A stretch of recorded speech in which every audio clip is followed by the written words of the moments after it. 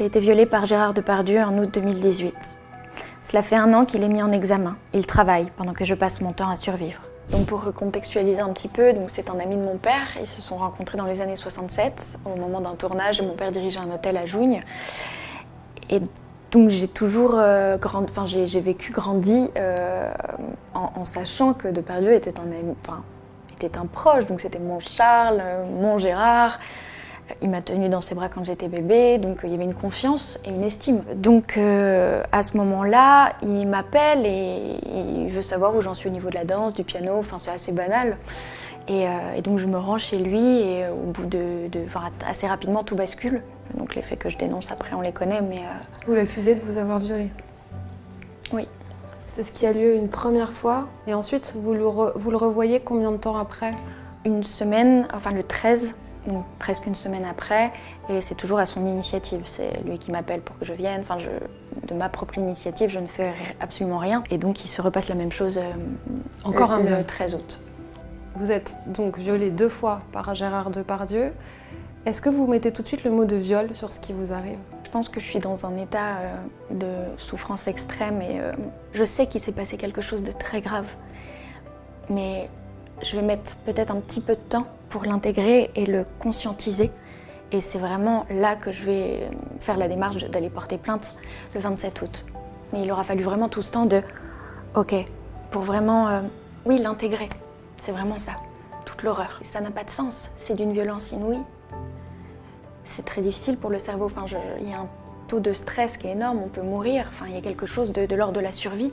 Et je pense que je ne l'ai pas conscientisé de suite pour survivre, simplement. Vous étiez dans quel état psychologique quand vous allez voir Gérard Depardieu le 7 août 2018?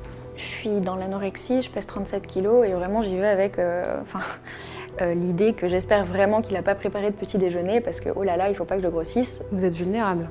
Oui, et depuis les faits, ma vie ne ressemble plus à rien. Je tente de me reconstruire, mais c'est très difficile. Et sans parler de tous les symptômes qui découlent d'un stress post-traumatique, qui sont invivables. Et c'est un enfer. Ça fait 5 ans que je vis dans l'enfer. J'ai l'impression d'être morte, vraiment, je le répète.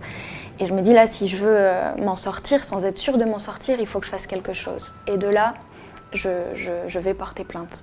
La justice, elle est là aussi pour moi, elle intervient et elle est là pour me réparer aussi. Et c'est vrai que, par exemple, cette mise en examen qui existe pour viol et agression sexuelle, déjà, je trouve que c'est une première reconnaissance qui... rien n'est gagné, mais c'est une première reconnaissance qui est importante. Autre date importante, le 16 décembre 2021. Là où vous dites, je ne peux plus garder cette affaire pour moi, je veux la rendre publique. Et vous publiez un texte sur le réseau social Twitter. Est-ce que vous voulez bien nous le lire? Oui, bien sûr. Je suis la victime de Depardieu. Ça fait 1 an pile qu'il est mis en examen. Je ne peux plus me taire. Aujourd'hui, j'ai besoin de vivre dans la vérité. Je vis cachée dans le silence. Ce n'est plus supportable. J'ai besoin de m'exprimer. J'ai été violée par Gérard Depardieu en août 2018. Cela fait 1 an qu'il est mis en examen. Il travaille pendant que je passe mon temps à survivre. Cette vie m'échappe depuis 3 ans. Et j'ai envie de vivre sans me renier.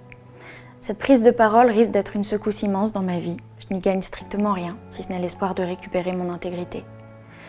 J'aurais peut-être dû attendre, passer par un média, faire ça dans l'ordre, faire ça bien, mais continuer à me taire, c'est m'enterrer vivante. Il y a des personnes qui vous ont dit, ça m'étonne pas, venant de lui. Tout le monde sait. Tout le monde sait qu'il se comporte comme ça sur les tournages. Personne n'est surpris. Et pourtant, il y a ce truc, mais c'est Gérard, Il y a encore une omerta. Oui, il y a une omerta énorme. Et il y a des gens qui permettent que ce soit possible. C'est-à-dire que, oui, tous ces gens qui sont au pouvoir nourrissent le monstre aussi. Ça existe, je suis pas la seule. Regardez ça droit dans les yeux, en fait, ça existe. On ne peut pas faire comme si ça n'existait pas. Tout mon temps, je le passe à survivre. Donc toute l'énergie que je mets, je la mets pas au profit de l'art et de ce que j'aime faire. Je la mets à profit de moi, ma vie, pour survivre. Lui, oui. Continue à chanter, demain il chante Barbara, il est à l'affiche d'un film actuellement.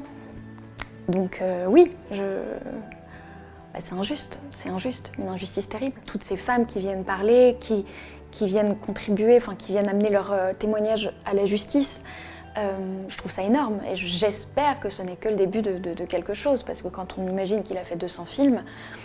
Je peux vous demander comment vous allez aujourd'hui? Je vais pas bien, mais pareil, j'arrive à fonctionner, j'arrive à survivre. mais avec un tas de symptômes encore très handicapants. Lesquels? Anorexie, boulimie, hyperphagie. Il y a eu des périodes de scarification, alcool, prise de médicaments, enfin en fait tous les symptômes qu'on connaît. Et c'est vrai qu'il y a une psychiatrisation terrible des symptômes.